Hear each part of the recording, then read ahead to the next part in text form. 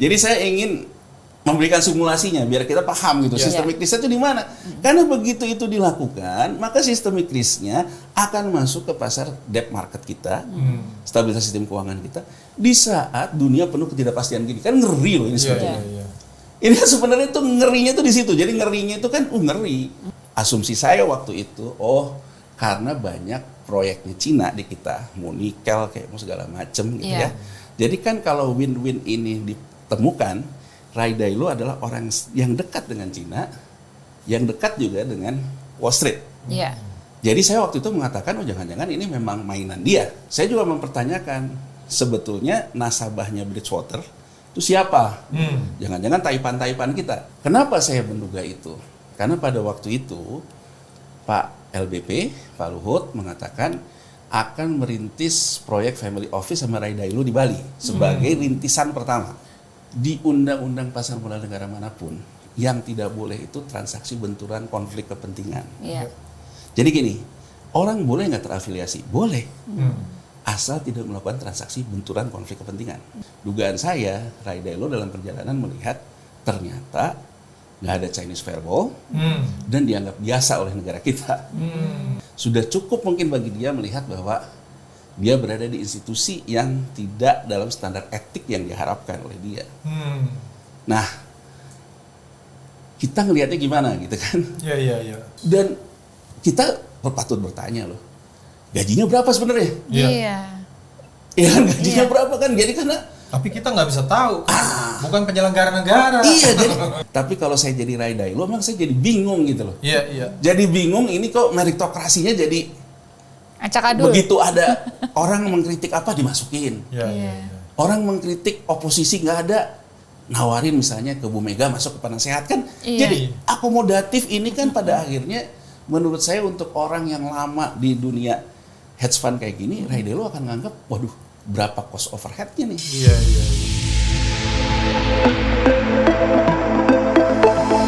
Hai, ketemu lagi dengan kami di Tactics, Talking Policy and Politics. Dengan saya Didi dan Iyo. Kamu rambutnya keren. Iya nih, terima kasih. Kalau zaman dulu tuh modelnya Young and Scope. Kalau eyang-eyang aku modelnya. Waduh, jadi sama eyangnya ya. Enggak, ini kan kemarin gondrong. Tapi kan minggu lalu pas kita libur tuh kan Yesusnya udah ke surga nih. Jadi, sekarang tinggal tersisa bukan Gonjes lagi. Brad Pitt aja. Brad Pitt. Tapi keren. Okay. Kita ketemu lagi udah lama banget nih kita cuti ini. Dan ini persis 6 bulan nih, 1 semester nih. Apa itu? Dengan bintang tamu kita. Iya, Mas Rizky. Terima kasih Mas Rizky.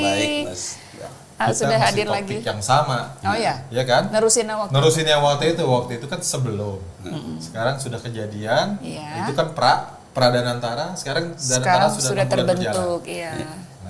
Nah, selama 6 bulan ini kan banyak hal yang sebenarnya Mas Rizky banyak cermati ya. Di tulisan-tulisannya Mas Rizky juga sangat detail gitu menjelaskan mengenai Danantara itu, beberapa proyek-proyeknya yang dilaksanakan sekarang juga ada kontroversial gitu ya. Dari publik juga banyak hal yang dipertanyakan mengenai. Mungkin kita mulai dari yang paling menghebohkan yang kemarin itu. Salah seorang advisor terkemuka, Ray Dalio yang mengundurkan diri. Dikabarkan mengundurkan diri ya. Iya, dikabarkan. Tapi benar atau enggaknya kan saya konfirmasi dengan Pak Roslani. Beliau bilang belum ada konfirmasi. Gitu. Beneran mundur atau enggak gitu, karena komunikasinya masih jalan terus. Tapi kan di media udah rame ya Mas. Nah, gimana Mas Rizky? Yang Mas Rizky dengar? Yang saya dengar sih, pertama saya baca di Bloomberg ya. Jadi semua media lokal itu mengquote Bloomberg sebetulnya. Nah, kalau saya baca di Bloomberg itu mengatakan Ray Dalio itu mundur dari Danantara, memang bukan berdasarkan quote-nya, ucapan dari Ray Dalio. Jadi kalau kita baca di berita Bloomberg itu sebetulnya mengquote slide presentasi Danantara terakhir ketika ketemu investor asing. bahwa di situ sudah tidak ada Raidailo. Di struktur di presentasinya di presentasi itu, sehingga Bloomberg mengatakan Bloomberg mengatakan di slide itu sudah tidak ada, dan berdasarkan Bloomberg informasi yang berkembang bahwa Raidailo memang sudah tidak mau lagi di Danantara. Nah, karena kemudian media lokal banyak mengkut, kemudian kata Mbak Didi tadi, kemudian kan Rosan sebagai ketua BPI Danantara mengatakan bahwa tidak ada konfirmasi dan sebagainya, yang menyanggah lah ya, tapi juga tidak mengiyakan juga. Jadi kalau saya, Mas Iyo, Mbak Didi, saya ngelihatnya sih sebetulnya kalau memang masih ada, kenapa juga Danantara nggak masukin namanya di struktur ketika ketemu investor? Karena kalau Bloomberg sih dasarnya jelas. Dasarnya melihat slide Danantara terakhir ketika ketemu investor. Nah, jadi setelah Pak Rosan membantah, yang menarik adalah Raidailo posting di IG. Yang kurang lebih kan sebetulnya, dan menariknya kan dia mengatakan prinsip of the day. Jadi seolah-olah dia mengutarakan prinsip dia sebagai seorang Raidailo. Jadi kan memang setiap kali posting prinsip of the day itu prinsip-prinsipnya dia. Nah, prinsip of the day dia kan dia mengatakan soal meritokrasi. Ya, jadinya akhirnya buat kita yang di Indonesia yang juga melihatnya situasi Danantara ini seperti ini, kita bisa jadi ramai mengatakan bahwa memang Raidailo keluar. Nah, sekarang gini deh, kita analisa gitu. Saya mau ini dulu nih, Mas Rizky. Kalau dilihat dari postingan di IG-nya, tanggal 22 Mei yang pertama dia posting. Tentang great conflict, aggressive leaders, eliminate the opposition by threats, bla bla bla bla. Itu yang dia, dan dia bilang the leaders special powers taking increased control over the media to produce pro-government propaganda. Ini tanggal 22 Mei nih dia ngomong. Lalu tanggal 29 Mei di Principle of the Day-nya dia juga, dia tulis di situ, don't use your pool to get someone a job. Nah, ini kayaknya apa ada hubungannya dengan situasi di Danantara atau enggak nih? Nah, ini yang sebelum dia ngomong Principle of the Day yang Mas Iyo katakan tadi tentang kepemimpinan, tentang demokrasi. Nah, kemarin juga dia mengeluarkan buku tentang negara-negara bangkrut. Dia juga kemudian mengatakan di bukunya, saya lihat di tweetnya ya, dia nge-tweet bahwa misalnya Trump, dia bilang pemimpin demagog gitu, ya kurang lebih sama kayak yang Mas Iyo bilang yang pertama. Nah, kan kalau kita lihat, kalau dia sekarang misalnya mundur dari Danantara, kesannya bahwa dia merasa bahwa di sini juga seperti itu kan, itu kan kesan yang bisa ditimbulkan seperti itu. Makanya menurut saya pemerintah dalam hal ini Pak Rosan berkepentingan untuk membantah, ya kan, berkepentingan untuk membantah. Mungkin pada akhirnya juga keluar atau pada akhirnya lupa sendiri lah, gitu ya, seperti biasa gitu. Nah, cuman kalau menurut saya, kalau itu prinsipnya Raidailo, menurut saya Raidailo memang keluar dari Danantara, menurut pendapat saya. Berarti ada yang tidak sesuai dengan prinsipnya dia di Danantara. Kalau itu prinsipnya. Karena gini, Mbak Di, Mas Iyo ya. Saya ketika misalnya nama Raidailo disebut segala macam ya. Saya mengatakan bahwa Raidailo sudah jadi OD namanya, orang dalam. Sesuai dengan ketentuan Undang-Undang Nomor 8 tentang pasar modal kita. Dan juga Undang-Undang Pasar Modal Amerika Serikat dan semua negara. Karena kenapa di Undang-Undang BUMN Amandemen itu yang sekarang membentuk Danantara, penasehat itu masuk ke dalam struktur organisasi. Ini juga yang saya kritik. Karena menurut saya struktur organisasinya keberatan gitu. Ada manajemen, ada pengawas, ada lagi penasehat.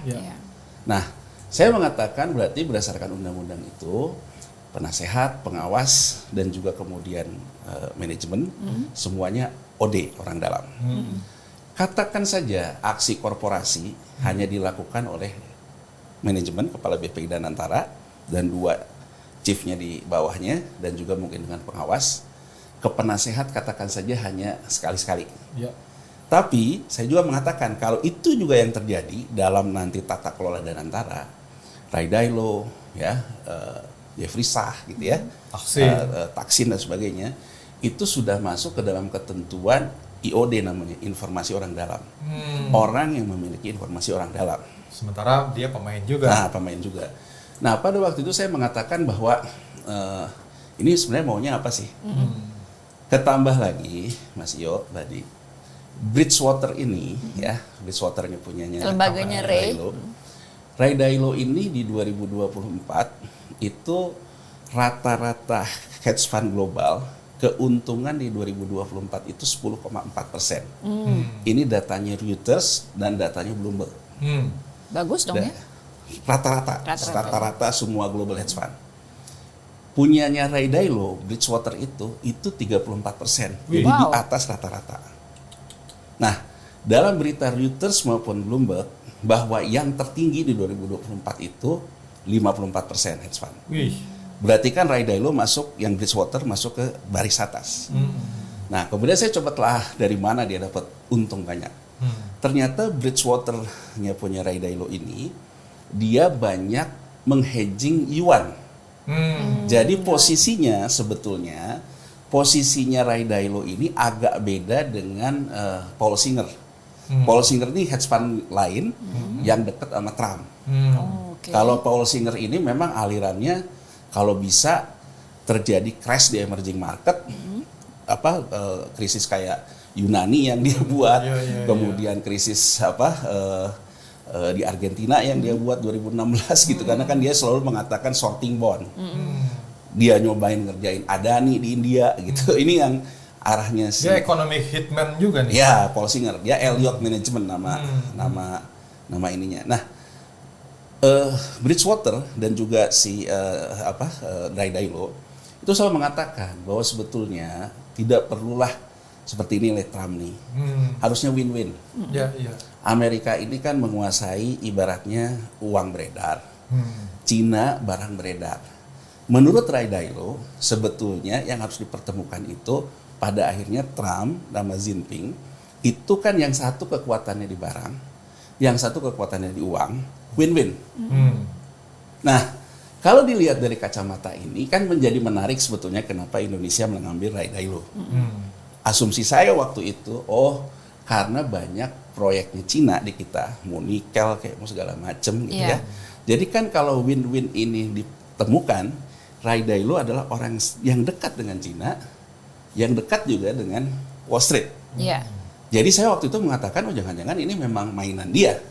Kenapanya dia maunya masuknya masuk ke Danantara. Ini asumsi saya. Di awal ya? Di awal. Jadi asumsi saya di awal seperti itu.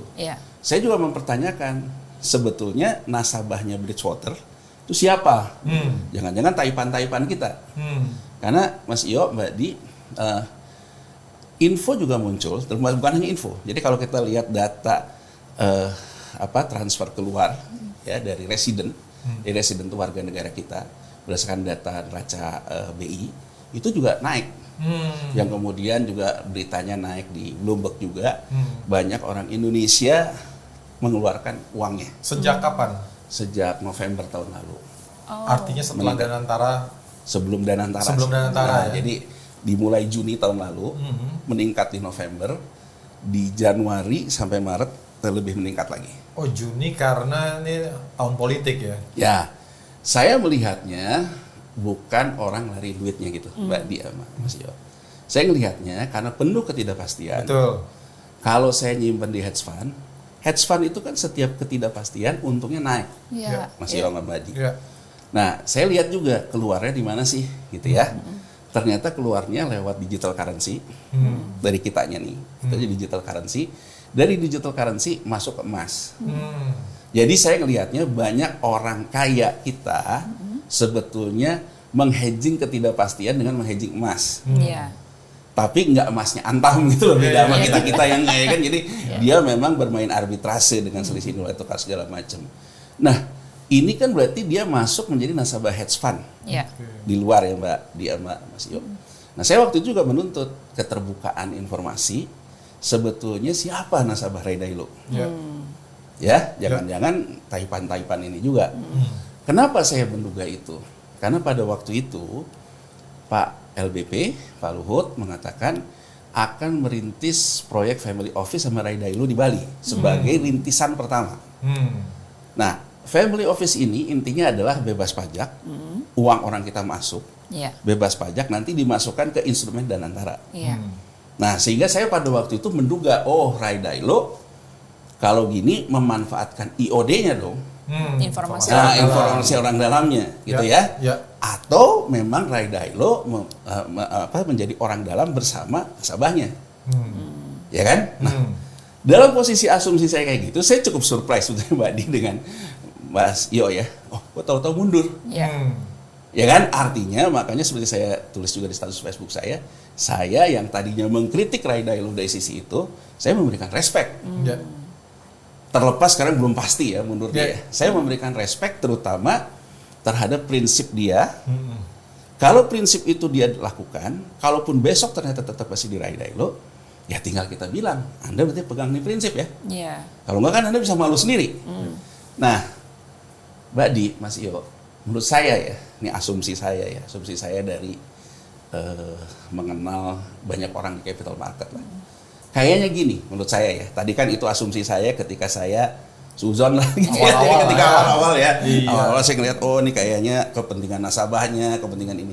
Setelah saya baca itu, oh mungkin Rai Dalio ini awalnya dia menganggap seperti terjadi di Wall Street. Di Wall Street itu, gini Mas Iyo, Mbak Di ya. Di undang-undang pasar modal negara manapun, yang tidak boleh itu transaksi benturan konflik kepentingan. Jadi gini, orang boleh nggak terafiliasi? Boleh, asal tidak melakukan transaksi benturan konflik kepentingan. Kalaupun transaksi benturan konflik kepentingan terjadi by accident lah gitu ya, maka tidak akan ada yang dirugikan, tidak ada yang diuntungkan. Jadi konstruksi undang-undang pasar modal negara manapun yang tidak boleh itu satu, Anda afiliasi, Anda kemudian melakukan transaksi benturan konflik kepentingan secara sengaja, mens rea gitu ya. Nah, kemudian ini bisa dibuktikan apa? Menguntungkan kelompok tertentu atau merugikan publik. Jadi hanya 3 unsur ini yang dilarang. Jadi kalau misalnya saya afiliasi, saya terjadi transaksi benturan konflik kepentingan, tapi tidak menyebabkan keuntungan kelompok tertentu, tidak menyebabkan kerugian publik, sebetulnya ini tidak apa-apa. Nah, ini diatur di Amerika Serikat, juga di Undang-Undang Pasar Modal kita di peraturan OJK yang disebut dengan Chinese Firewall. Jadi misalnya saya Rai Dalio, saya di Danantara, saya juga Bridgewater. Ketika saya ada dalam rapat boardnya Danantara, maka Bridgewater itu akan saya lepaskan. Sesuatu yang terkait Bridgewater yang akan dilakukan di rapat board, maka saya tidak akan ikut rapat. Itu namanya deklarasi kalau di Amerika Serikat. Jadi misalnya saja, ambil contoh, Rosan deh. Kalau besok misalnya arsi korporasinya menyangkut dengan rekapital, dia itu harusnya sebetulnya kalau berdasarkan Chinese Firewall, dia tidak ikut rapat loh. Dan dia deklarasi. Deklarasi ke publik gitu. Bahwa ini karena saya punya ini, maka saya tidak ikut rapat, memutuskan. Jadi asumsi saya setelah saya baca, oh mungkin Rai Dalio itu awalnya begitu. Dia sangat meyakini bahwa organisasi Danantara ini dikelola profesional. Ada Chinese firewall-nya gitu. Jadi orang ada deklarasinya, tidak akan dari sisi etik terjaga dari sisi lah ya. etik dan sebagainya. Nah, walaupun belum ada konfirmasi dengan melihat posting tentang meritokrasi, tentang itu segala macam, dugaan saya Rai Dalio dalam perjalanan melihat ternyata nggak ada Chinese firewall dan dianggap biasa oleh negara kita, gitu loh, dianggap biasa oleh negara kita. Dan menurut saya kelihatannya kan ini Danantara ini yang berjalan ini baru tempat-tempatin orang ya. Makanya kan kalau lihat postingnya itu terkait dengan memberikan seseorang pekerjaan dengan power Anda, ya kan? Nah kelihatannya menurut saya dia sampai ke titik ketika menetapkan orang-orang ini sudah cukup mungkin bagi dia melihat bahwa dia berada di institusi yang tidak dalam standar etik yang diharapkan oleh dia. Nah, kita ngelihatnya gimana gitu kan? Kalau menurut saya, Presiden Prabowo kemarin bagus banget kan pidato di Hari Kesaktian Pancasila. Ya kan, siapapun yang merugikan negara akan saya sikat. Dihempaskan. Dihempaskan. Menurut saya, ya ataupun tidak Rai Dalio ini mundur, ya. bahwa yang berkembang saat ini sebetulnya early warning system untuk Pak Prabowo, bahwa Danantara ada masalah serius.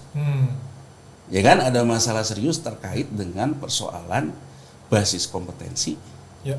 Kan gini loh Mbak Di, Mas Iyo, saya juga paham. Setiap orang pasti menginginkan all president man. Tapi dalam all president man, basis pertama pasti kompetensi. Iya dong. Ini kan menurut saya. Harusnya. Ambil contoh deh, Orde Baru deh. Ya, Pak Harto. Kita nggak pernah tuh lihat Pak Harto memilih orang kaleng-kaleng.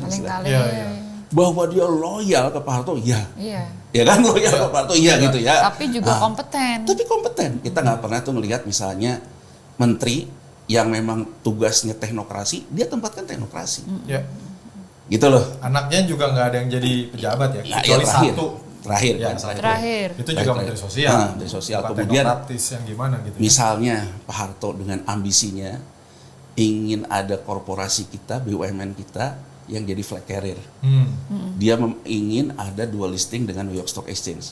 Bagaimana dia memberikan mandat ke Cacuk Sudaryanto beresin Telkom. Sampai akhirnya Telkom menjadi organisasi yang profesional. Jadi saya ingin mengatakan Pak Prabowo, kenapa tidak mencontoh Pak Harto ketika dia memberikan mandat ke Cacuk Sudaryanto? Harusnya kan Pak Harto, Pak Prabowo, Presiden Prabowo memberikan mandat ke Rosan seperti dia mengatakan kepada Cacuk, ini organisasi profesional, basisnya harus kompetensi, basisnya harus bisa masuk ke dalam ratingnya ataupun masuk ke New York Stock Exchange dual listing, dan berhasil kan, walaupun lama loh.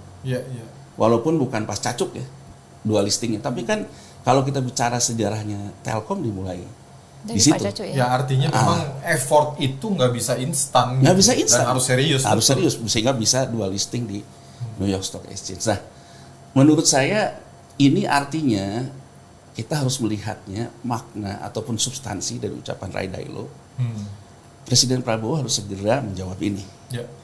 Karena menurut saya keraguan ini juga ada datang dari kita ya. Gini loh, Mas Yo ya, Mbak Dia.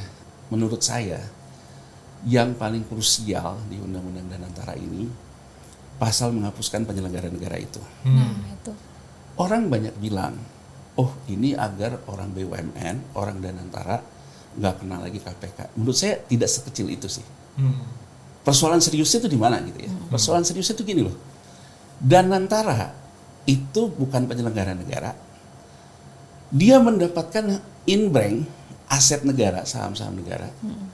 Tapi dari negara masuk ke lembaga yang bukan penyelenggara negara. Dapat modal juga dari APBN. Ya saya baca di Kompas di mana ada juga yang lagi minta ke Mahkamah Konstitusi ya menerbitkan ini. Karena kalau interpretasi saya berarti undang-undang BUMN terakhir dengan Danantara ini privatisasi total. Tapi dimodali negara. Tapi hibah gitu loh Mas. Jadi hibah kan nggak dibayar kan, kecuali kan begitu dibayar oleh Danantara ini hibah gitu. Nah, menurut saya ini konsekuensinya serius loh. Dengan Pak Presiden Prabowo yang sedari awal masuk ke politik yang selalu kepada penguatan negara loh. Ya kan? Ini persoalan serius juga menurut saya. Jadi ke soal penguatan negara gitu ya, bahwa negara harus segala macam, ini seolah-olah kita privatisasi dengan status hibah gitu ya. Nah, kalau kita lihat Mas Iyo dan Mbak di kewenangannya itu kan bisa melakukan privatisasi, divestasi, hapus buku kredit dan sebagainya. Luar biasa kan? Luar biasa. Dan udah bukan lagi aset negara, tidak perlu minta pendapat lagi ke penegak hukum. Nah, ini kritik-kritik seperti ini yang muncul di publik gitu ya. Status asetnya jadi nanti bukan aset negara? Bukan. Kan dia bukan penyelenggara negara. Bukan penyelenggara negara ya? Privatisasi itu. Jadi kritik-kritik seperti ini Mbak Di, Mas Iyo, dijawab, dimasukinlah ketua KPK, Jaksa Agung, ketua PPATK ke komite apa tuh? Menurut saya keluar dari substansi gitu. Kita itu justru ingin membuat. Nah mungkin ini juga yang menjadikan bingung kali Rai Dailo. Ini organisasi apa ya kok semua diakomodir, sementara code of conduct etiknya enggak gitu loh. Kan harusnya kan aparat penegak hukum di luar aja, gitu loh. Aparat penegak hukum di luar. Dan menurut saya Keliru kalau gitu loh. Iya sih. Harusnya kan yang dijawab oleh Presiden Prabowo. Presiden Prabowo manggil Ketua OJK kan. Karena sekarang ini udah jadi lembaga private. Lembaga private adanya di Undang-Undang Pasar Modal, Undang-Undang Perbankan, Undang-Undang segala macam. Saya minta OJK. Jadi artinya udah nggak ada fungsi KPK kan? Tapi fungsi OJK kan? Yeah. Nah, ini kalau sekarang kita kritik lagi di sini gitu, Mbak Di, Mas Iyo, ntar dimasukin lagi di Ketua OJK ke jadi apa? Jadi menurut saya, jadi menurut saya kayaknya kalau saya menangkap, ya saya kan nggak ketemu Ray Dailo juga, tapi kalau saya jadi Ray Dailo, memang saya jadi bingung gitu loh. Iya, iya. Jadi bingung ini kok meritokrasinya jadi acak-adul. Begitu ada orang mengkritik apa dimasukin. Iya. Orang mengkritik oposisi nggak ada, nawarin misalnya ke Bu Mega masuk ke penasehat kan. Jadi akomodatif ini kan pada akhirnya menurut saya untuk orang yang lama di dunia hedge fund kayak gini, Ray Dailo akan nganggap, waduh berapa cost overhead-nya nih. Iya. Kan gede banget Mbak Di. Jadi ini kan ibaratnya pada akhirnya kan cost overhead akan mengurangi return. Iya. Nih coba kita hitung deh Mbak Di. Mas Iyo. Lembaga kayak Danantara ini kan mirip-mirip BPJS Ketenagakerjaan, BPJS Kesehatan. BPJS itu di undang-undang ada dana jaminan sosial. Ya. Dana jaminan sosial ini anggap saja aset BUMN segala macam ini dalam pengelolaan. Ya. Ketika dana jaminan sosial itu digunakan untuk investasi, itu ada biaya investasi. Benar. Berapa keuntungan investasi, kurangi biaya investasi, itu laba investasi. Laba investasi ini nanti dikurangi lagi biaya kelembagaan. Biaya manajemennya BPJS. Baru di bawah ini yang dibagikan ke anggota, ke buruh, ke segala macam. Ya. Mas Iyo, Mbak Di, bayangin sama kita. BUMN dapat dividen. Ya. Ini pendapatan dia. Yang di tempatnya Pandu dapat keuntungan return dari portofolio misalnya. Keuntungan dikurangi biaya investasinya. Ya. Brokerage fee lah, arranger fee lah, macam-macam itu kan. Ya. Pengawas. Nah, pengawasnya. Nah, udah muncul nih angka X nih. Ya. Dikurangin lagi dengan biaya institusi. Berapa coba biaya institusi? Dan kita patut bertanya loh, gajinya berapa sebenarnya? Iya. Iya kan, gajinya berapa kan? Jadi karena tapi kita nggak bisa tahu, bukan penyelenggara negara. Iya, jadi nggak usah lapor LHKPN. Jadi maksud saya, mungkin kalau saya jadi Ray Dailo juga bingung. Optimize return-nya di mana gitu kalau efisiensi biaya juga. Kan artinya biaya kelembagaan itu harus efisien gitu. Iya, harusnya. Harus efisien agar nanti ketika dapat return investasi nggak banyak dikurangi oleh biaya kelembagaan. Iya. Ini kan biaya kelembagaannya luar biasa loh. Iya. Ada penasehat yang isinya juga bule-bule, ada bekas presiden, ya kan Presiden Jokowi, presiden. Ada pengawas. Tapi menarik nih soal keuntungan ya. Kan kalau kemarin kan juga sempat beredar gitu ya. Cukai rokok aja 217 triliun. Dividen BUMN 2024 ini kemarin yang diberikan kepada negara cuma 90 triliun. Artinya ini saya coba ngitung-ngitung ya. Total aset BUMN per 2024 itu kan sekitar 10.000 sampai 11.000 triliun. Dia menghasilkan keuntungan 90 triliun. Artinya secara yieldnya cuma 0,8%. Sementara kayak Ray Dalio, Bridgewater menghasilkan 34% setahun. Jauh banget gitu ya? Jauh. Gini Mas, sekarang ya di BUMN sendiri pendapatan, biaya, ada biaya manajemen BUMN sendiri. Laba di bawah, dividend payout ratio berapa? 10%, 80% gitu ya. Payout ratio-nya nggak pernah di bawah 50%. Nah, ini yang menjadi 90 triliun tadi. Nah, sekarang gini, begitu dividen ini masuk jadi pendapatan Danantara, Danantara mau kelola katakanlah di tempat yang tempatnya yang satu lagi yang SWF, yang tempatnya Pandu Sahrir, uang ini sudah kena biaya kelembagaan di BUMN. Sama dia kena lagi. Iya. Tambah habis kan returnnya. Iya. Nah, tapi saya ingin mengutarakan gini Mas. Ini yang kita lihat di sekarang deh yang muncul ya. Dividen payout ratio itu yang paling gede itu Telkom sama BRI. 89%. Jadi artinya 89% laba diambil menjadi dividen. Yang lain-lain itu rata-rata 54, 46. Ini yang TBK ya. Yang TBK 46, 54. Yang non TBK gitu ya, yang gede juga penyumbang dividen itu Pertamina karena labanya gede. PLN karena labanya gede. 10 besar ini ya. Di luar bank kemudian ada pupuk, ada semen dan sebagainya. Sekarang gini Mas Iyo. Coba kita Google sekarang. Pertamina bilang bahwa dia untuk bayar dividen perlu ngambil hutang ke bank. Ini ya, ini yang selalu saya kritik. Sebetulnya setelah dikonsolidasikan BUMN total, saya lihat, saya punya data yang sudah digabungkan ya, itu angkanya itu sekitar 10.000 tadi yang Mas Yo bilang ya. Makanya saya nggak tahu jadi 14.000 dari mana ya. Gitu. Tapi kalau angka laporan keuangan konsolidasi BUMN yang pernah dibuat oleh Kementerian BUMN tahun lalu, berarti itu berdasarkan laporan keuangan 2023 yang digabungkan.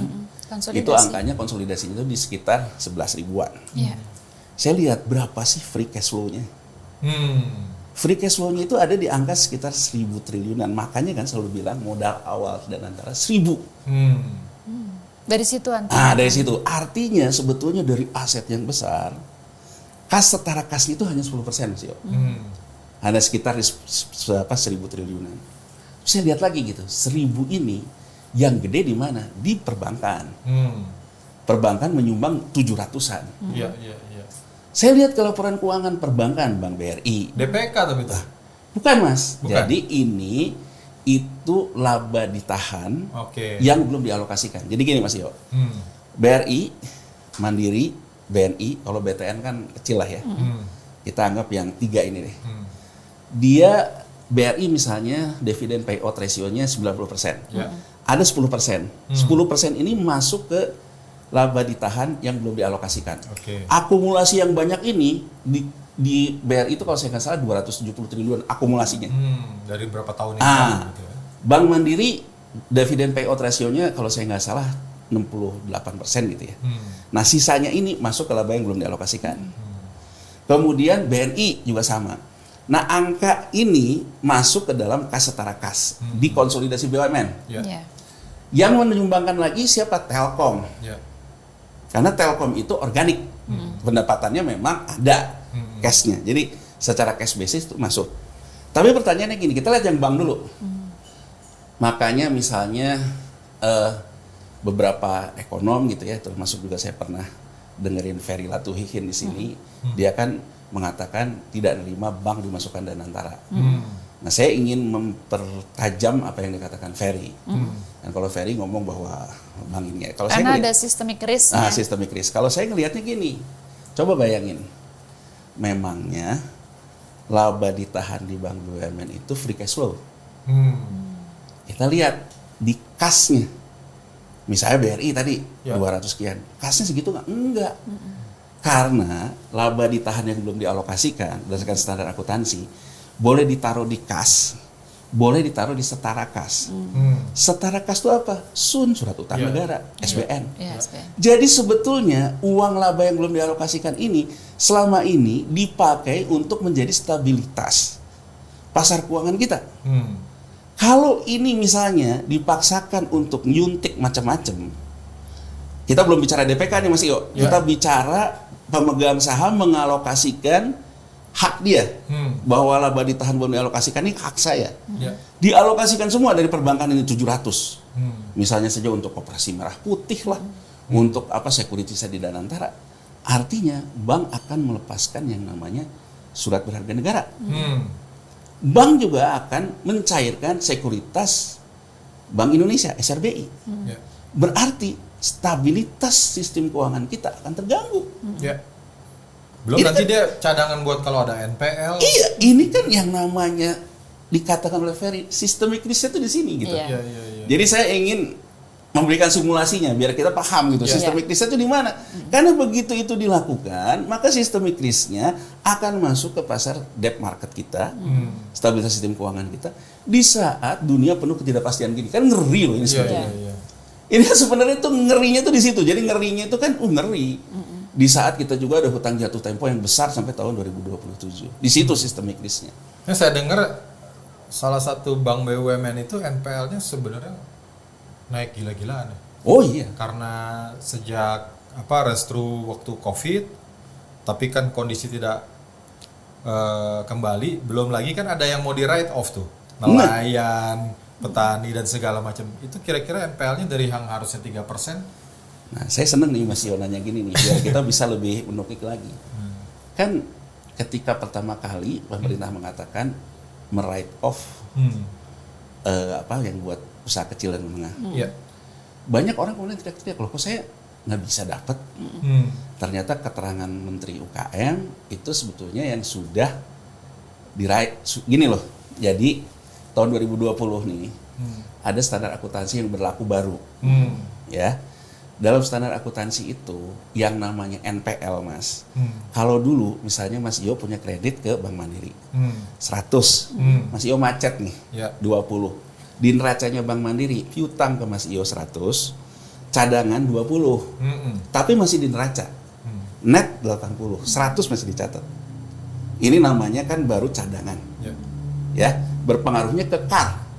KAR-nya perbankan itu. Nah, PSAK yang berlaku tahun 2020 ya, itu nggak boleh lagi, Mas, karena ini akibat konsensus International Accounting Standard akibat krisis 2008 di Wall Street. Ini yang cadangan ini harus langsung dibiayakan, Mas, namanya di-impair, masuk ke laporan rugi laba.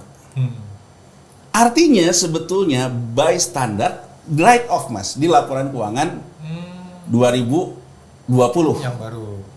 Tapi by law belum di write off. Ya kan? By law itu masih ada di bukunya bank potensi piutang lah ya. Tapi ketika misalnya sekarang kalau saya mengatakan saya hapus bukukan, berarti orang terus ngelihat, oh nggak ada pengaruhnya tuh terhadap laporan keuangan BRI yang kemarin dihapus bukukan orang banyak itu. Iya, Mas, karena sudah dia lakukan write off berdasarkan accounting standard.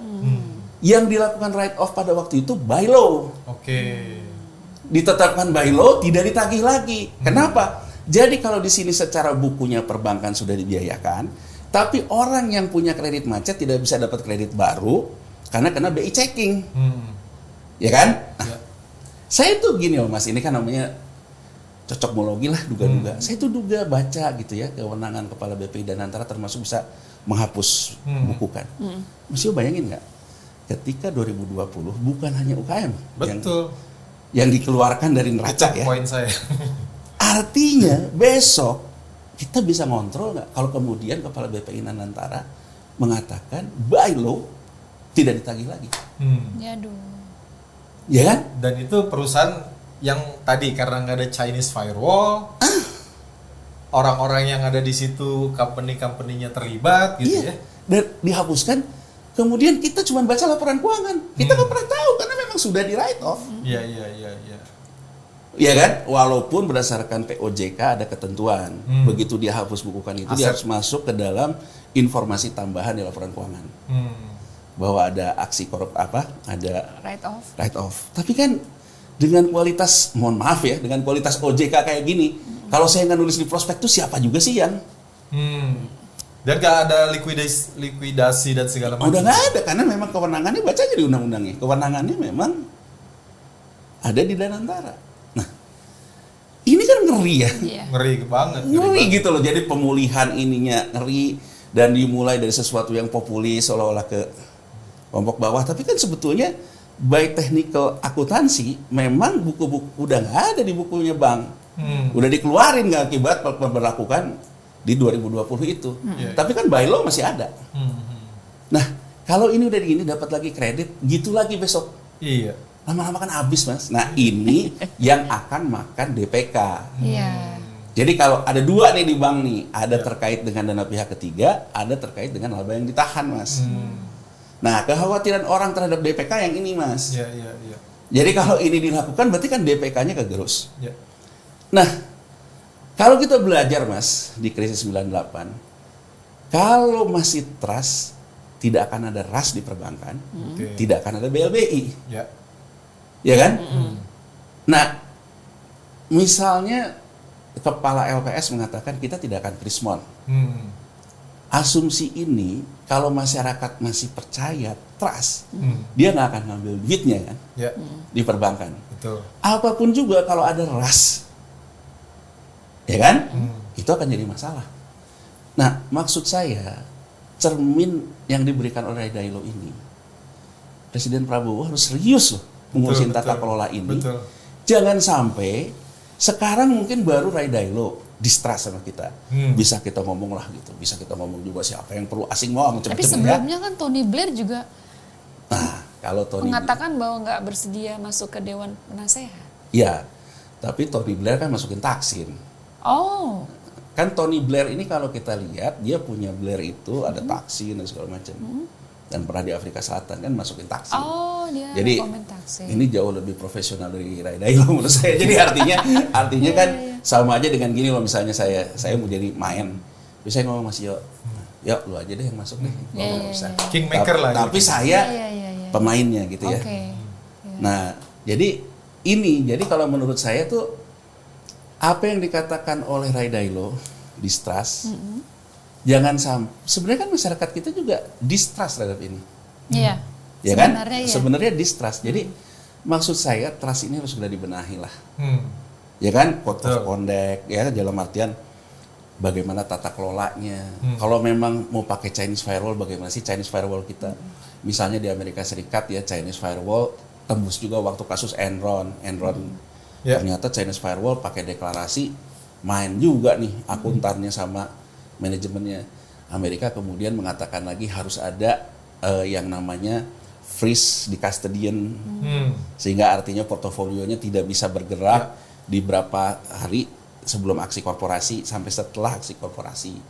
Itu kan cara-cara ngatur Chinese firewall. Jadi maksud saya, kalau Presiden Prabowo menganggap bahwa Danantara ini harus dikelola sama orang-orang yang memang juga bisnisnya di sini, ya atur Chinese firewall-nya. Itu pesan dari Rai Dalio menurut saya. Betul. Jadi itu pesan dari Rai Dalio, dan kelihatannya Rai Dalio menurut saya kalau dilihat dari postingnya, dia patah arang karena ketika menentukan orang saja itu dilalui kayaknya. Itu sih Mas kalau Mbak. Dan ini ya, ini cocok kan kita cuma bisa menduga-duga ya sekarang ya. Dari postingan Rai Dalio, lalu kita coba hubung-hubungkan. Nah, ini yang menarik nih. Di hari-hari itu ada seorang menteri yang justru kayak mengukuhkan juga bahwa yang tadi penempatan orang berdasarkan kompetensi itu nggak penting. Ada seorang menteri bilang IPK nggak perlu 2,7, nggak perlu tinggi-tinggi, 2,7 aja cukup. Yang penting bisa bergaul. Nah, jadi artinya ini kan perkoncoan ini dasar dari penempatan orang. Jadi gini Mas, ini mungkin saya ya, kita lah gitu ya sebagai warga negara ya. Saya merasa bahwa kita betul-betul semakin menganggap konflik kepentingan itu nggak bukan apa-apa. Iya. Gitu ya, jadi artinya ya nggak apa-apa gitu. Padahal menurut saya kita menggerakkan reformasi karena kita sebetulnya tidak hanya soal korupsinya loh, tapi nepotisme betul. Juga kolusinya. Nah, kesannya ke sini nepotisme biasa, kolusi biasa. Terus kita teriak-teriak korupsi. Menurut saya agak janggal. Betul. Kita membiarkan nepotisme, kita membiarkan kolusi, tapi kita teriak-teriak korupsi. Jadi saya mendukung penuh pidato Prabowo ya soal tindak koruptor ya. Karena gini loh, kalau kita lihat sebetulnya orang selalu mengatakan kenapa Cina jadi negara maju itu dari sisi competitive advantage. Biaya bunga rendah lah, ya kan, sistem politiknya yang otoriter lah gitu ya, kemudian yuan yang fixed rate lah, itu kan competitive advantage. Tapi orang tidak pernah membahas comparative advantage-nya. Comparative advantage-nya Cina Mas, dari mulai Xiaoping ketika tahun 78 dia keras terhadap koruptor. Jadi hukum Xiaoping mati. yang pertama kali dia hukum istrinya Mao Zedong. Ya kan, yang over itu loh, yang gang over itu kan. Istrinya Mao Zedong. Jurongji sebelum 98 datang, yang dia hajar orang-orang BUMN ini ya. Ya kan? Nah, jadi maksud saya terakhir Xinhua kemarin. Korporasi loh. Jadi maksud saya Pak Presiden Prabowo dan juga kemana semua elit politik ya, termasuk saya Pak Luhut yang sering ngomong, wah kita jangan terlalu banyak ngomonglah demokrasi gitu kan, seolah-olah gitu. Kalau mau gitu, negara demokrasi musuhnya korupsi. Ternyata negara otoriter yang maju kayak Cina musuhnya sama, korupsi. Jadi menurut saya sebetulnya bukan soal demokrasi dan otoriternya, tapi perang melawan korupsinya. Serius atau enggak? Serius atau enggak?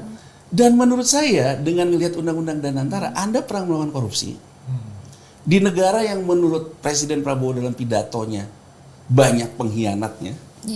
Tapi Anda di undang-undang Danantara melepaskan yang namanya sistem Dan penyelenggaraan dilepas, lulus begitu. Penguatan negaranya enggak. Jadi menurut saya agak gimana ya, agak bipolar gitu di satu sisi tuh, ya kan di satu sisi mengatakan apa, tapi sistemnya nggak boleh fisik.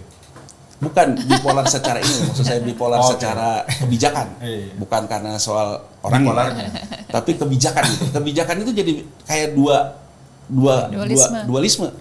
Satu sisi kebijakannya itu anti korupsi, tapi sisi lain membiarkan sistemnya bisa nepotisme dan kolusi.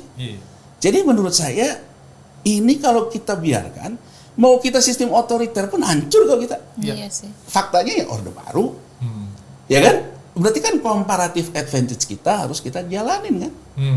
Nah, Danantara ini kan kalau kita ngomong pertaruhan terakhir gitu ya. Bukan hanya persembahan terakhir, tapi ini kan pertaruhan terakhir kita agar kita punya yang namanya institusi. 6 bulan yang lalu sebelum orang rame-rame Danantara kita bahas di sini kan. Saya termasuk yang setuju yang namanya konsolidasi ini agar punya uang ketiga di luar APBN. Tapi bukan berarti juga harus dilepaskan dari negara. Tanggung jawab negara kan. Iya, tapi saya bukan yang kayak gini gitu lah, benar-benar dalam artian gini. Jadi menurut saya Mas, sebenarnya ya yang kita butuhkan tadi ketika kita ngomong BUMN ya, Mas Yo mengatakan dividen hanya segini, itu pun harus ngutang, ya kan? Gak punya cash ya, Mas. Angka itu Mas, kalau kita lihat asetnya Mbak Di sama Mas Yo, Pertamina sama PLN itu nilai total aset BUMN itu 70% itu Pertamina plus PLN. Tapi isinya apa? Tiang listrik, ya kan? Terus kilang-kilang minyaknya Pertamina gitu. Kemudian coba kita lihat bukunya Pertamina. Pertamina piutang tagihan ke pemerintah masih ada. Ini tidak diimper karena pemerintah. Kalau yang lain kan diimper. Tapi kalau kita neracanya, ya kan, bahwa sebetulnya laba Pertamina, laba PLN itu laba buku Mas, bukan cash flow. Ya kan, ada kompensasi, ada segala macam. Artinya sebetulnya Pertamina sama PLN untuk bayar dividen aja pinjam ke bank misalnya, ya kan, cash flow-nya nggak ada. Nah, ini kan bisa dilihat dari yang sudah go public semua perusahaan BUMN, yang 90% dividen payout rasionya cuma 2, Telkom sama BRI. Berarti pemerintah mengatakan hanya Telkom dan BRI yang punya pendapatan organik gitu loh Mas. Kan Pertamina pendapatannya dari negara. Kalau negaranya nggak bayar muncul piutang. Labanya gede nggak? Gede, tapi duitnya nggak ada gitu loh. PLN gitu ya. Piutang tak tertagih. Gede gitu. BRI menurut saya karena luar biasa kan. Penetrasinya luar biasa karena bank segala macam. Telkom BUMN yang menjalankan fungsi komersil Telkom. Ya kan? Jadi dua ini menurut saya yang menggambarkan free cash flow. Kalau kita lihat dari yang terakhir aja, dividen payout ratio dari semua BUMN yang go public, ternyata kita tuh hanya free cash flow di dua ini loh Mas. Di BRI dan di Telkom. Ya. Nah, saya juga ingin menyoroti gitu. Telkom yang punya free cash flow, kita ingat nih, main nyuntik itu aja sama GoTo. Ya kan? Yang kemudian juga ada konflik kepentingannya, ada segala macam. Kan ngeri Mas, kalau tradisi ini dilanjutkan di Danantara. Tapi katanya ada Chinese firewall-nya tuh, waktu pengambilan keputusan di RUPS, komutnya nggak ikut ambil suara.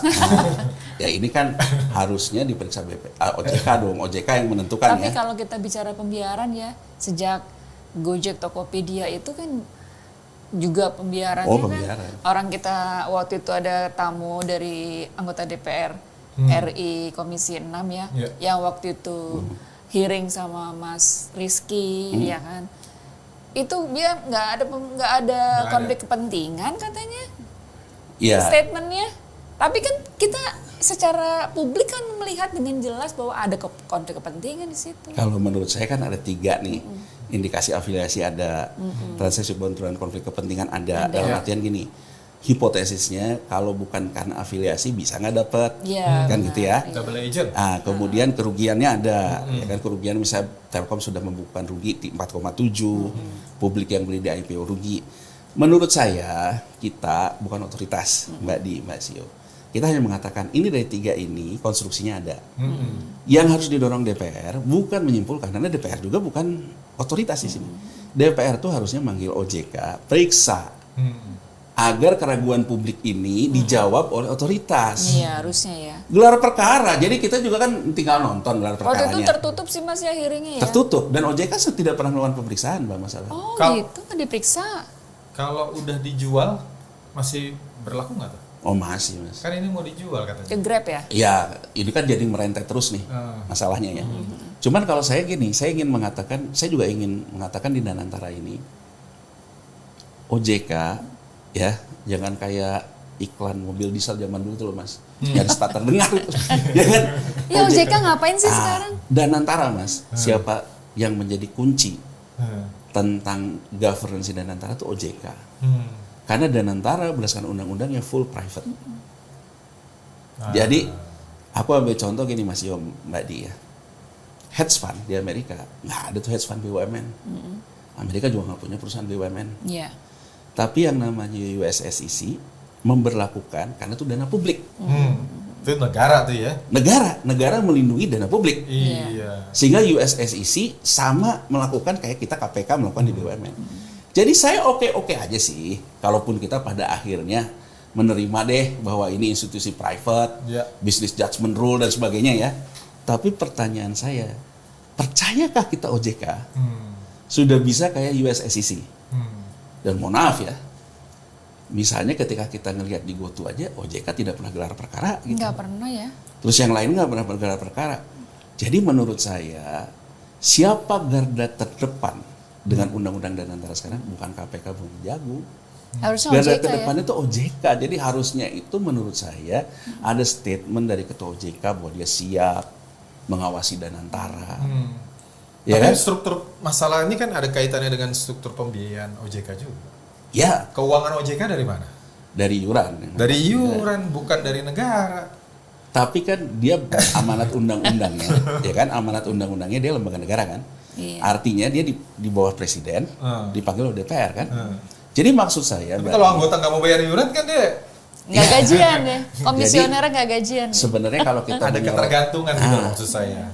Tapi kalau kita menyoroti posting pertama Ray Dalio sebelum Principle of Day yang dikatakan oleh Mas Iyo tadi, yang dia bilang tentang oposisi, tentang segala macam.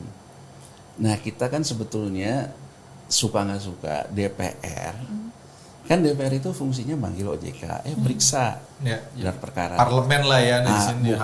Waktu kasus GoTo itu nggak dipanggil OJK? Enggak.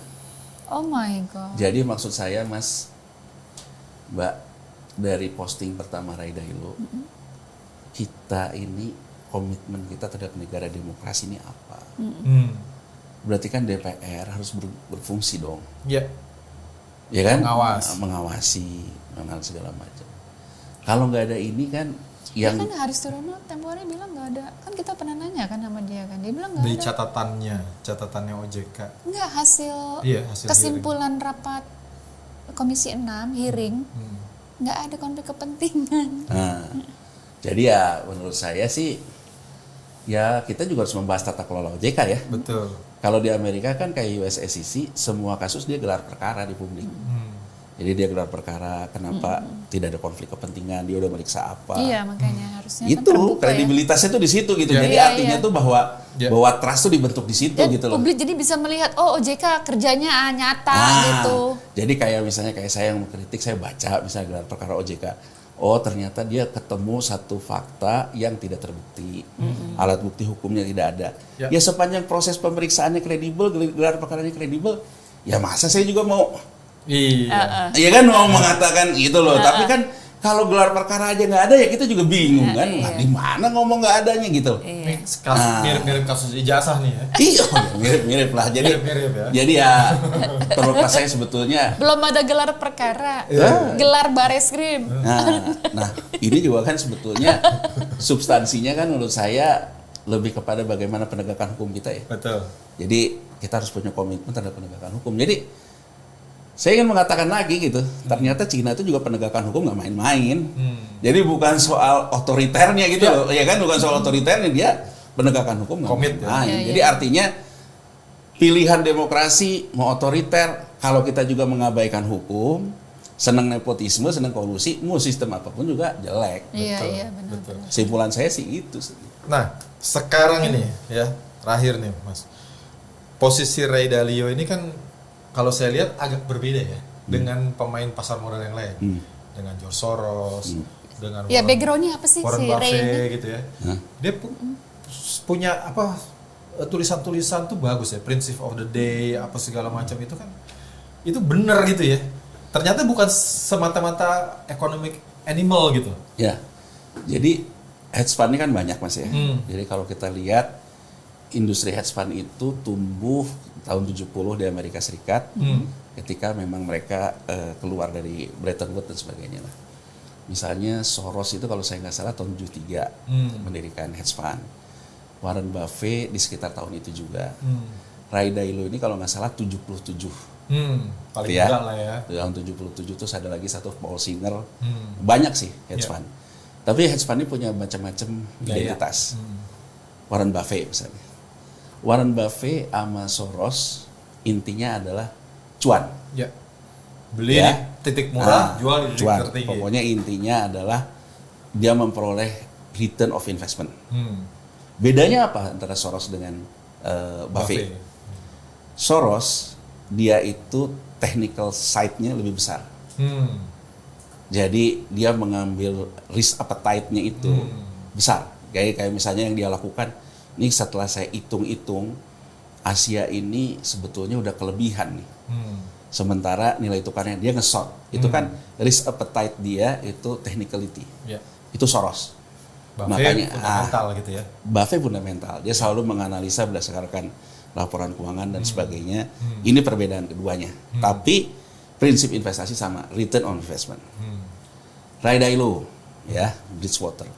Ray Dalio ini dia memproklamirkan dia punya portfolio management yang all season. Jadi mau musim semi kek, musim gugur kek, musim apa, dia tetap memberikan keuntungan. Winter pun untung. Ya. Jadi diversifikasi portofolio. Ya. Ini lebih banyak main di yuan ya soalnya ya. Jadi gini, kalau Bridgewater-nya sendiri, dia kalau yang di Amerikanya, dia ngambil S&P namanya. S&P. Jadi S&P itu reksadana. Jadi kalau di Amerika Serikat kan ada reksadana. Standard & Poor's. Gitu. ETF, Exchange Trading Fund. Jadi di Amerika Serikat itu saya bisa keluarin reksadana. Reksadananya tuh kemudian dijual juga gitu. Ya. Kan kalau kita kan reksadana kan cuma jadi si instrumen reksadana itu jadi instrumen ETF dijual. Nah, ini yang dikeluarkan sama si Goldman Sachs. Terhadap 500 komoditi dan sebagainya lah. Ini yang paling besar diambil di Amerika Serikat. Dia juga ngambil surat utang di negara-negara berkembang. Cuman saya cari-cari di SEC dan segala macam, keterbukaannya nggak ada nih. Maksudnya surat utang negara mana saja. Dia juga kemudian, nah ternyata dia mengambil porsi besar sejak tahun, kalau saya nggak salah dia sejak tahun 2002 gitu. 2002. Dia mulai memberikan diversifikasi ke Cina. Ya itu dia karena berprinsip all season itu loh Mas Yo. Jadi ketika dia ngelihat Amerika sama Cina ya dia pasang dua sisi. Oh karena 2001 Cina menang lawan Amerika. Jadi dia kemudian meningkatkan penempatannya di perusahaan-perusahaan di Cina dan juga di yuan itu semakin naik gitu. Itu Ray Dalio. Nah, Ray Dalio meyakini bahwa strategi investasi dia. Jadi Ray Dalio ini secara karakter mirip Warren Buffett lah. Pakai fundamental lah. Yeah. Nah, dia meyakini diversifikasi yang dia taruh di negara berkembang A, negara berkembang B dan sebagainya ini dasarnya itu adalah governance. Good governance. Good governance ya. Makanya dia mendukung yang namanya tata kelola. Ya. Jadi dia tuh kenapa selalu mengatakan tentang filosofi-filosofi itu? Karena filosofi investasi dia diversifikasi kepada semua resiko, tapi dasarnya adalah tata kelola. Ray Dalio juga kalau secara politik mirip sama Soros, pro demokrasi. Ya. Makanya kan dia nggak suka Trump, ya kan? Jadi artinya dia pro demokrasi. Jadi satu, Ray Dalio ini dia banyak menyimpan di beragam aset, tapi semua berdasarkan ukuran tata kelola, sehingga akhirnya dia kayak filosof lah, di hedge fund, buat buku, buat apa segala macam. Nah, dia ini dekat dengan pemerintah Cina. Jadi dia sebetulnya bukan hanya sama Danantara. Sebelum sama Danantara, Ray Dalio ini juga menjadi advisernya, tapi tidak ditempatkan kayak Danantara gini loh. Kalau Danantara kan ditempatkan jadi advisor ya. Jadi dia itu memang memberikan advisor juga ke Cina terkait dengan penempatan investasi. Jadi Ray Dalio punya profil yang juga sebenarnya dekat dengan Cina. Gitu loh. Makanya ketika si Trump perang tarif, Ray Dalio sebetulnya kontra ke Trump. Gitu loh. Tapi Ray Dalio meyakini gitu bahwa pada akhirnya Trump sama Jinping ini akan win-win juga. Cara win-winnya artinya apa? Yuan pada akhirnya akan, kan gini loh Mas, Yuan ini kan sekarang tidak direvaluasi ya oleh Bank Sentral Cina. Ini yang menurut Trump sebetulnya manipulasi currency yang mengakibatkan harga overhead produk di Cina tuh murah. Makanya dihajar sama dia sama tarif gitu loh. Kan dari tarif. Nah, menurut Ray Dalio, ini nanti akan ketemu. Cina akan melakukan evaluasi terhadap Yuan, Amerika Serikat akan nurunin tarif. Dan kelihatannya berdasarkan pertemuan terakhir Trump dengan Jinping yang kemarin itu memang ya kan yang ditempuh itu memang pada akhirnya itu kan udah mulai cooling down. Ya kan udah mulai cooling down ke sana. Cuman kan yang jadi pertanyaan saya tetap gitu. Kalau Amerika dengan Cina win-win kayak gini, underlying-nya di mana gitu. Nah, kita tuh sebetulnya di underlying ini. Gitu loh, di underlying ininya tuh banyak. Jadi kita tuh kan secara moneter tergantung ke Amerika, ya kan, secara barang tergantung ke Cina gitu. Jadi sebetulnya kalau Amerika sama Cina win-win, kita aman ya. Aman. Tapi persoalan aman ini untuk negara atau untuk kelompok tertentu kan itu jadi pertanyaannya. Jadi yang saya ingin pastikan ke Danantara itu sebenarnya bekerja untuk siapa sih? Kan kalau untuk negara berarti kan organisasinya efisien, efektif. Ya kan, agar return yang dikembalikan juga banyak, bisa melebihi cukai kan Mas? Ya kan gitu. Kalau mau alirannya cuan kan.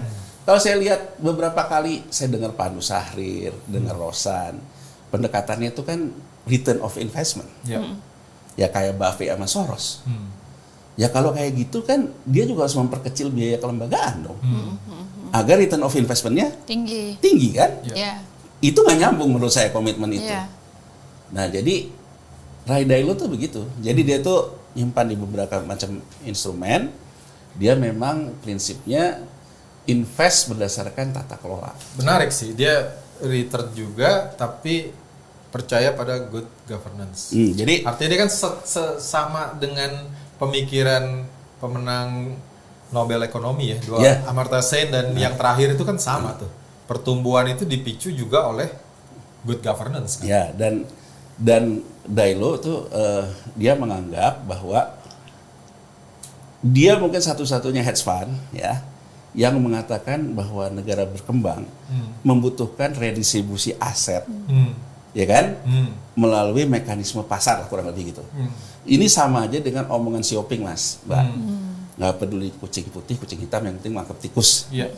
Jadi intinya mulu goreng kayak mulu apa, tapi yang penting uangnya itu dipakai untuk kesejahteraan rakyat, membiayai pembangunan.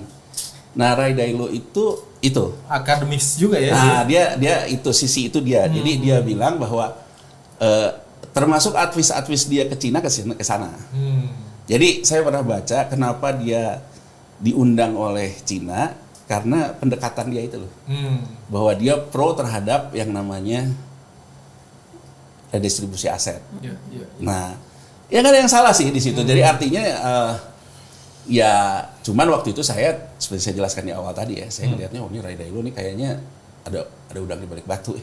Walaupun sekarang perkembangannya kelihatannya dia juga ngerasa wah nggak bisa teguh dengan prinsip ternyata ya. Mas Rizky, ini banyak publik yang tanya, kalau semua BUMN udah masuk ke Danantara, fungsi Kementerian BUMN apa dong? Nah ini menurut saya begini. Jadi hati offside. Tapi gini loh, kita dulu lagi awal kita bicara ketika belum ada konsep The Kabinet baru dibentuk. Saya kan waktu itu di sini nih di sudah mempertanyakan TV saya mempertanyakan. Dan menurut saya kalau memang pilihannya Danantara sudah tidak ada lagi Kementerian BUMN. Hilang. Bukan penyelenggara negara juga. Jadi hilang gitu buat apa gitu. Nah, menurut saya Presiden Prabowo gitu ya, dengan sekarang udah masuk, menurut saya Kementerian BUMN sudah jadi kepala BPI Danantara. Kalaupun memang orang yang masih dibutuhkan oleh Presiden di kabinet, ya mungkin dia yang jadi Menteri Investasi gitu, katakan aja lah begitulah. Ya kan katakan aja lah begitulah kan kalau memang maunya seperti itu. Jadi maksud saya gini deh, saya ingin mulai dari pendekatan Presiden Prabowo. Jadi saya dengar beberapa analisa kenapa misalnya Presiden Prabowo untuk pangan misalnya dia mengutamakan pola lama dengan aparatur lah, sehingga akhirnya sekarang bisa 4 juta ton. Jadi artinya kan sebenarnya petani itu dijagain TNI sama polisi, nggak bisa tuh yang beras-beras premium ngambil gabah petani kan harus ke Bulog semua. Alasannya yang pernah saya baca dari pemerintah adalah karena pupuknya dulu subsidi kan, jadi artinya kan emang harusnya ke Bulog dulu. Kalau Bulog udah nggak ini, baru beras premium boleh ngambil, itu alasannya. Oke lah seperti itu. Nah pendekatannya kan seperti itu, strukturalis, ya kan, jaga sama ini karena yang jaga ini strukturalis. Kenapa saya ngomong gini Mas Yombadi?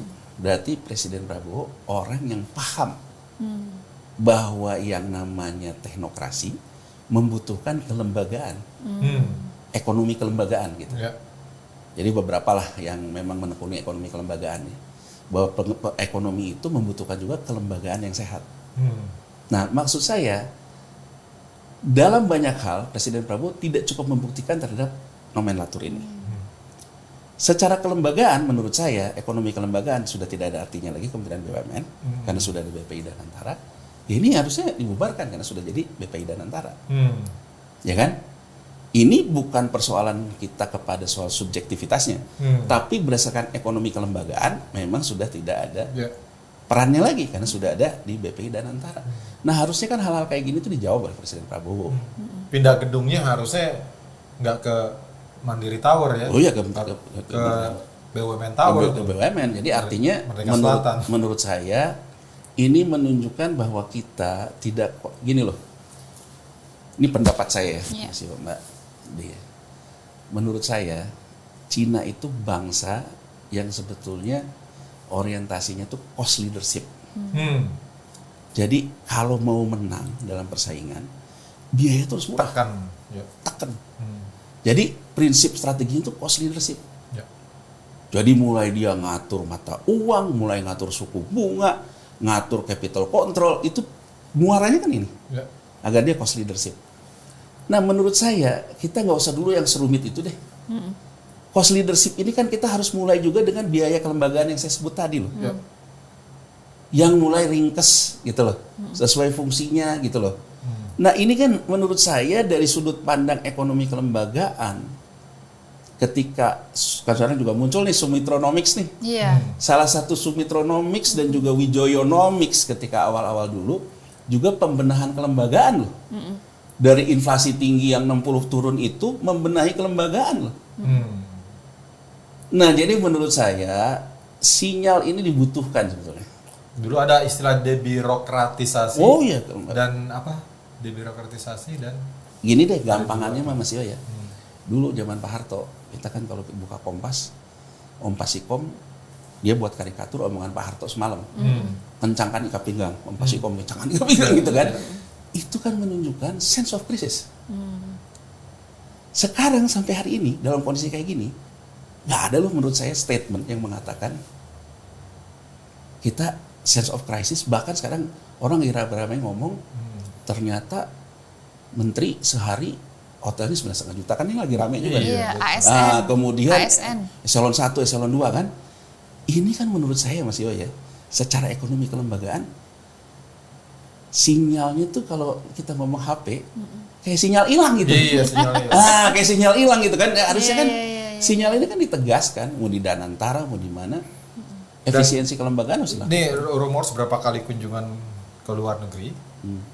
3 pesawat yang berangkat selalu. Iya, kan pemborosan. Pesawat kepresidenan plus 2 pesawat lagi. Karena pesawat kepresidenan kalau dulu kan diisi menteri-menteri terkait di situ. Ini enggak, ini cuma buat presiden aja plus 2 pesawat lagi. Iya, jadi efisiensi itu untuk siapa? Nah itu, jadi kita analisa deh ya, yang agak nyimpang dikit nih ya, tapi analisa di sini. Misalnya Menteri Keuangan mengatakan ekonomi kita udah memulih ketika menyampaikan pra RAPBN 2026. April kita udah surplus. Kemudian saya lihat surplus gimana ya? Iya, setelah saya lihat ternyata penerimaan negaranya turun. Penerimaan negara turun kok surplus. Pengeluaran belanja negaranya juga turun. Ini Mas Yo, karena pengeluaran belanjanya turun, data BPS pertumbuhan ekonomi turun, yang menyebabkan kontraksi itu karena belanja pemerintahnya juga turun. Kalau kita ngomong tentang produktivitas, inputnya ditekan, outputnya juga ditekan. Ini mah bukan efisiensi. Betul. Ini mah namanya panik. Benar nggak? Kan bisa aja orang misalnya belanjanya turun, tapi outputnya tetap naik. Ini namanya efisiensi dan efektivitas. Jadi hal-hal kayak gini aja menurut saya tuh belum cukup kita diyakinkan gitu. Ya kita tuh sebetulnya masih belum ada apa-apa ya, dalam artian tuh ya karena kita itu memang masih bisa, ada yang masih bisa makan tabungan, ada yang bisa segala macam. Tapi kan kalau ini terus dibiarkan, menurut saya ini bahaya. Bahaya. Jadi artinya ya Presiden Prabowo sinyal pertama tuh kan harus sense of crisis-nya kelembagaan tadi. Ya kan, misalnya Danantara udah ada, Kementerian BUMN nggak ada. Ya kalau orangnya secara politik memang harus diakomodir atau memang orangnya bagus segala macam, ya kasih menteri apa kan gitu loh. Iya kan? Gitu loh. Jadi artinya kan tapi kelembagaan itu beres gitu loh. Ini artinya udah ada 2 nih yang tadi Mas Rizky bilang, bipolar policy. Tadi soal korupsi, menghilangkan kolusi dan nepotisme. Ini soal Danantara dan Kementerian BUMN. Iya. 2 contoh ini aja udah ada 2 contoh bipolar policy. Ya dan semakin menarik kan waktu kita ngegosip di sini 6 bulan lalu. Kesannya jadi kayak memang pertarungan dua orang ini gitu loh. Dibuang sayang kalau istilah zaman dulu tuh. Iya, jadi seolah-olah gini. Saya menangkapnya tuh gini loh. Jadi menangkapnya itu memang misalnya Ketua BPI Danantara dia mengatakan, Rosan, semua BUMN harus menunda aksi korporasi. Dia kayak mau ngomong, bosnya bukan menteri lagi, bosnya saya. Kan kurang lebih begitu loh. Iya kan kurang lebih kan begitu ya. Jadi artinya dia kayak menegaskan kayak gitu. Aksi buyback harus jadi akhirnya gitu ya. Saya pikir kan ya kalau memang udah Danantara ya bubarin aja. Jadi saya sih tetap mendorong sebetulnya tadinya tuh bayangan saya ya Mas Yo Mbak Dia. Kita tuh melakukan reform kayak Cina tahun 98. Cina 98 tuh mereform BUMN-nya Mas. Sampai akhirnya tahun 2002 dia membentuk SASAK. SASAK itu BUMN yang sekarang dipimpin Doni Askara. Itu SASAK itu. Nah, SASAK di tahun 2002 itu kemudian membersihkan BUMN termasuk menghukum yang korup-korup tadi, dihukum mati segala macam itu. Jadi buku BUMN dibersihin segala macam. Setelah dia bersih kemudian menjadi agent of development. Tahun 2008 ya. Mereka laba. Laba nih. Tapi ternyata labanya itu adanya di bank sentralnya. Kan dia capital control, Mas. Nah, jadi rekeningnya si SASAK juga ada di bank sentralnya. Nah, laba-laba itu oleh bank sentral dipakai untuk cadangan falas. Karena Amerika Serikat krisis 2008, Cina bank sentralnya laba falas, Mbak. Laba falas ini dia membentuklah SWF yang dipimpin si model pandu sekarang, namanya CIC, China Investment Corporation. Jadi maksud saya jangan gerasak gerusuk lah, step by step gitu. Jadi menurut saya mungkin kita di sekarang BPI Danantara yang fungsi investmentnya nggak usah dulu, beresin dulu BUMN, bukunya segala macam. Nanti kalau sudah punya uang, baru kita bentuk SWF. Mungkin ini mengejar ini kali. Dulu kan Pak Prabowo pernah bilang Mas diminum dulu Mas. 2030 Indonesia akan bubar.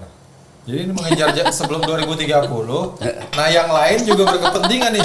Wah gue ikutan, takutnya kan gitu. Semua jadi buru-buru ngegaruk karena akan bubar nih. Ya. Dan pampasan dari awal. Gini loh Mas, Mbak. Aku tuh khawatir kita nih kayak Bangladesh ya. Ya, aduh jangan dong. Masa negara bangkrut? Iya, itu jadi justru kayak Bangladesh itu kan dipicu oleh ternyata begitu ada rekrutmen PNS, kuotanya dikasih ke veteran perang. Ini mohon maaf ya, saya tidak mau mengomentari banyak hal, tapi dari yang dikatakan Ray Dalio itu kan Ray Dalio seolah-olah menyatakan bahwa Anda menggunakan power Anda menempatkan orang untuk mendapatkan pekerjaan di tengah banyak orang membutuhkan pekerjaan. Itu kan kata-kata tadi. Iya. Jadi bisa bayangin nggak Mas? Sekarang orang misalnya wamen, dia juga di BUMN. Kemudian ini segala macam. Minimal orang yang misalnya paham tentang korporasi nggak punya lapangan pekerjaan. Iya. Gitu ya, karena ada yang rangkap-rangkap tadi itu. Sekarang Mas, ya ini aku ingin memberikan perspektif ya, karena kan sebetulnya angkatan kita nih, angkatan saya Mbak Adi, Mas Yo. Angkatan kita ini, ya kan, ketika dulu sekolah SMA, wah biasa tuh ngeliat teman kita masuk akabri karena dia pikir bahwa nanti paling nggak tuh jadi bupati, jadi apa? Nah ini dia nih, dulu pengen masuk. Iya, pengen masuk jadi menteri saya. Ya kan? Tapi menariknya, ini terutama generasi saya nih, generasi saya yang lahir-lahir 70, begitu masuk dunia kerja, taunya reformasi. Iya. Jadi teman-teman saya yang dulunya menganggap bahwa dia akan menjadi TNI dan juga polisi, karena reformasi, jadi malah kita yang orang-orang sipil yang kebagian yang namanya karir berdasarkan pendekatan masyarakat sipil. Betul. Dilalahnya polisi yang tadinya warga negara kelas 2 misalnya jadi warga negara kelas 1. Itu kan kalau kita buka kan sebetulnya itu yang terjadi sekarang. Tapi bayangin nggak Mas Yo, generasi saya, generasi kita ini, dia udah nungguin nih, gue mau jadi dirut sesuai dengan urut kacang karirnya. Iya benar. Gue mau jadi eselon 1, tahu-tahu ditempatin bukan saya. Kecewa nggak? Kayak Bangladesh nggak? Hati-hati loh. Itu juga dalam dimensi yang berbeda, itu kayak Bangladesh. Jadi maksud saya, kata-kata Ray Dalio itu perlu kita pahami loh.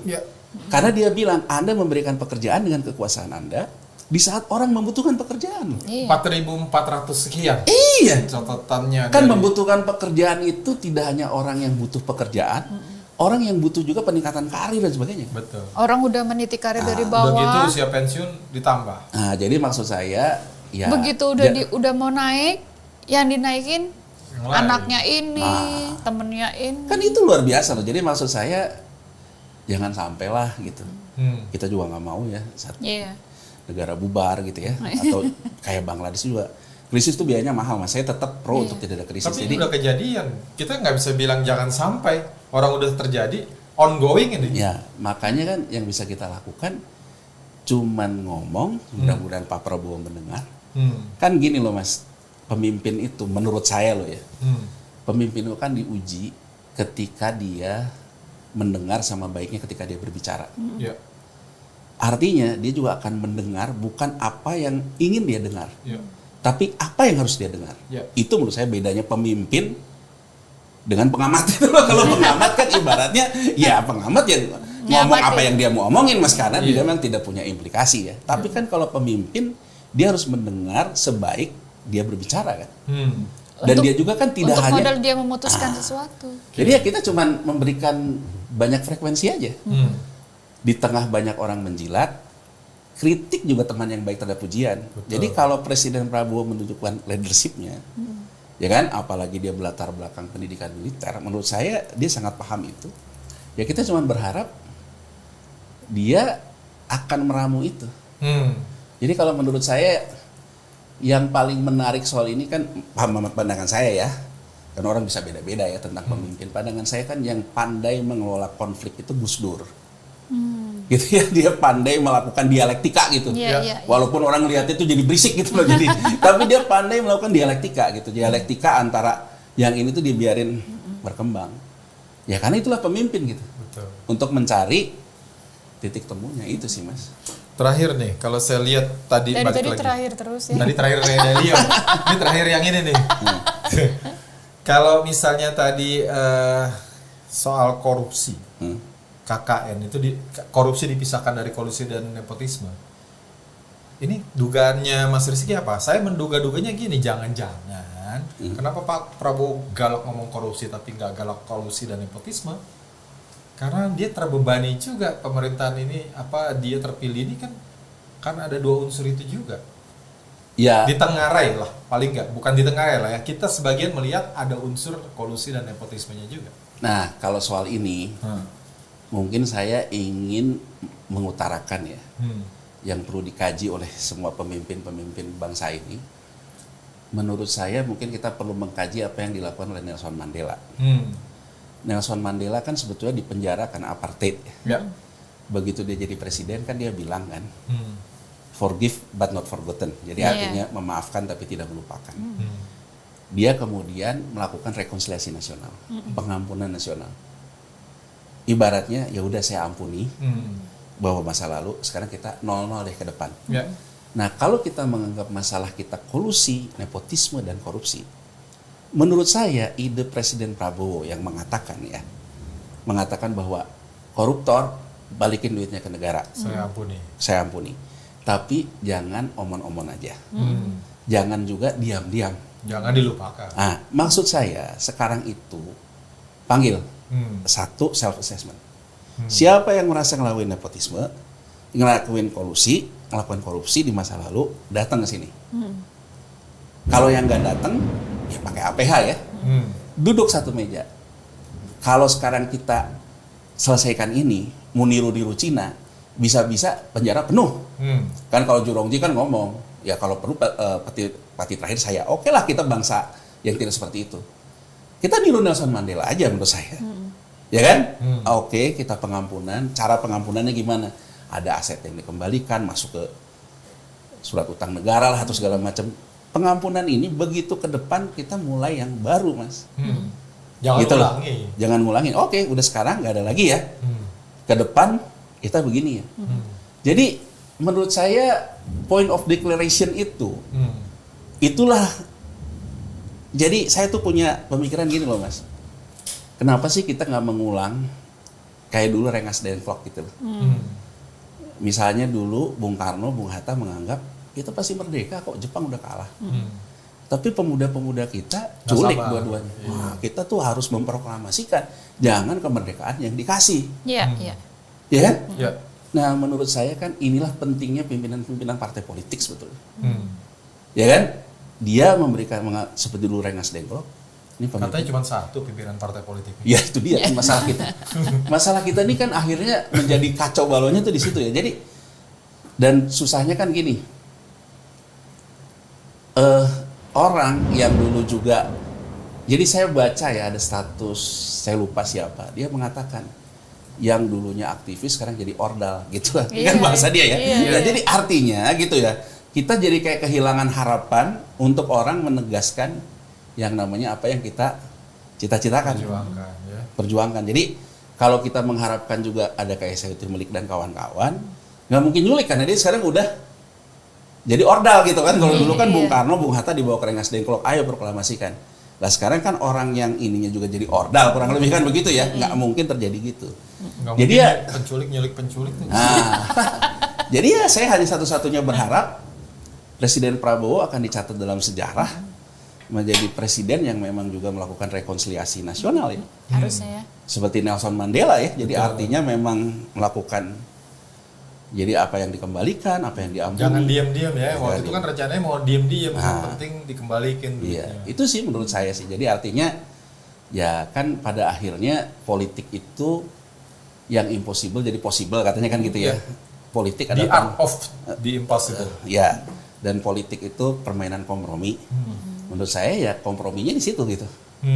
Bahwa kita berkompromi, saling memaafkan, tapi ada yang dibalikin ya skemanya kan dibuat aja. Ya. Oke. Menarik sekali. Udah lebih dari 1 jam. Wah, ya kelamaan ya. Masih banyak sebenarnya. Kasihan Mas Rizky-nya ada acara lain. Okay. Terima kasih atas perhatiannya, netizen yang budiman. Salam. Mas Rizky, thank you.